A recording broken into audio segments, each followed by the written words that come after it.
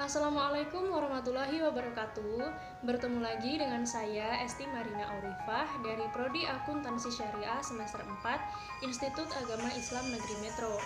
Di video kali ini saya akan menyampaikan materi pembelajaran tentang akuntansi perpajakan. Hal utama yang perlu kita ketahui adalah pengertian dari akuntansi perpajakan ini. Akuntansi perpajakan berasal dari dua kata, yaitu akuntansi dan pajak. Akuntansi adalah suatu proses pencatatan, penggolongan, pengikhtisaran suatu transaksi keuangan dan diakhiri dengan suatu pembuatan laporan keuangan. Sedangkan pajak adalah iuran atau pungutan wajib yang dipungut oleh pemerintah dari masyarakat atau wajib pajak untuk menutupi pengeluaran rutin negara dan biaya pembangunan tanpa balas jasa yang dapat dituntut secara langsung. Jadi, akuntansi perpajakan adalah suatu proses pencatatan, penggolongan, dan pengikhtisaran suatu transaksi keuangan yang kaitannya dengan kewajiban perpajakan dan diakhiri dengan pembuatan laporan fiskal yang sesuai dengan ketentuan dan peraturan perpajakan. Di dalam proses akuntansi perpajakan, perlu melakukan yang namanya pembukuan dan pencatatan.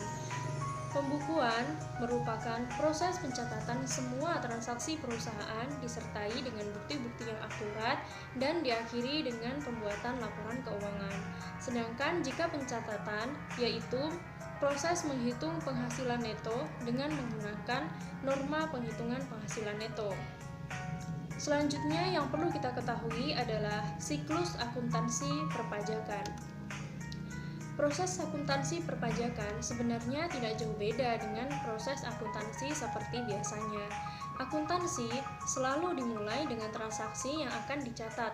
Transaksi ini kaitannya dengan informasi keuangan yang dapat dinilai dengan uang dan bukan informasi non-keuangan.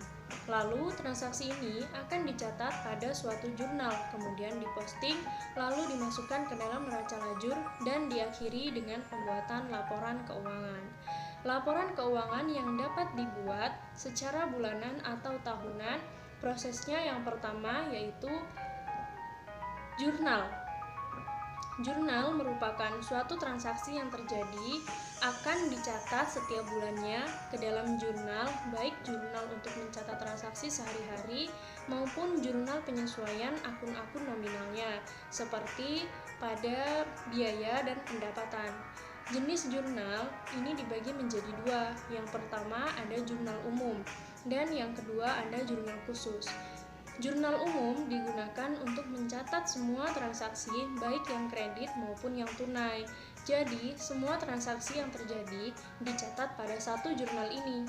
Sedangkan jurnal khusus ini terbagi lagi menjadi 4 jenis jurnal. Di antaranya, yang pertama yaitu jurnal penjualan. Jurnal penjualan digunakan untuk mencatat transaksi yang kaitannya dengan penjualan. Yang kedua, ada jurnal pembelian yang digunakan untuk mencatat transaksi yang berkaitan dengan pembelian secara kredit. Yang ketiga, yaitu jurnal penerimaan kas, digunakan untuk mencatat transaksi kaitannya dengan kas atau uang yang masuk ke kas suatu perusahaan itu. Dan yang terakhir, yaitu yang keempat, jurnal pengeluaran kas. Jurnal ini digunakan untuk mencatat transaksi yang berkaitan dengan penjualan secara kredit. Nah, proses yang kedua yaitu setelah transaksi tadi di jurnal, maka langkah selanjutnya yaitu pemostingan. Posting adalah proses menggolongkan satu jurnal ke dalam buku besar masing-masing akun yang terkait. Proses yang ketiga selanjutnya adalah pembuatan buku besar pembantu. Buku besar ini terdiri dari buku pembantu piutang dagang, buku pembantu hutang dagang, dan buku pembantu persediaan. Buku ini digunakan untuk membantu bagian akuntansi dalam memonitoring besarnya mutasi hutang, piutang, ataupun persediaan untuk masing-masing supplier, pelanggan, ataupun barang. Nah, proses yang berikutnya yaitu setelah diposting, maka dibuatlah neraca lajur. Neraca lajur ini dibuat untuk mempermudah kita dalam membuat laporan keuangan. Pada posisi ini, kita harus memasukkan semua akun yang masih ada beserta saldo akhirnya. Pada neraca lajur ini juga kita bisa memasukkan jurnal penyesuaian yang telah kita buat sebelumnya.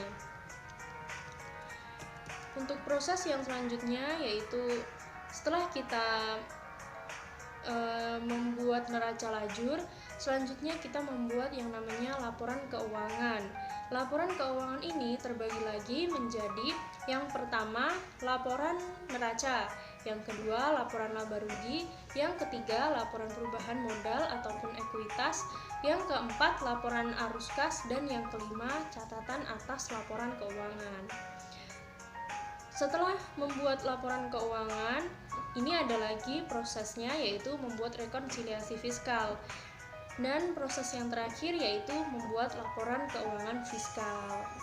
Jadi itulah siklus atau proses akuntansi perpajakan. Sebenarnya tidak jauh beda, tetapi ada sedikit tambahan dari proses akuntansi biasanya.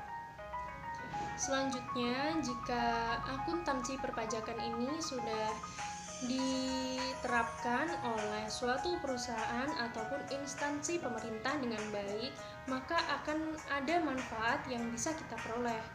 Manfaat menerapkan akuntansi perpajakan diantaranya melindungi hak penerimaan negara. Fungsi utama ini merupakan manfaat penerapan akuntansi perpajakan dari sisi negara dan fiskus ataupun pegawai pajak.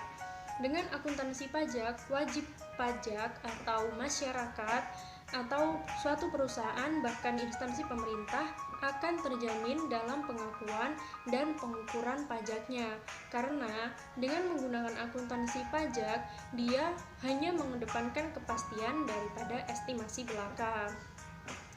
Manfaat yang kedua, menyusun perencanaan dan strategi perpajakan dalam memperkirakan posisi pajak terhutang dengan kemampuan ekonomi atau seorang wajib pajak.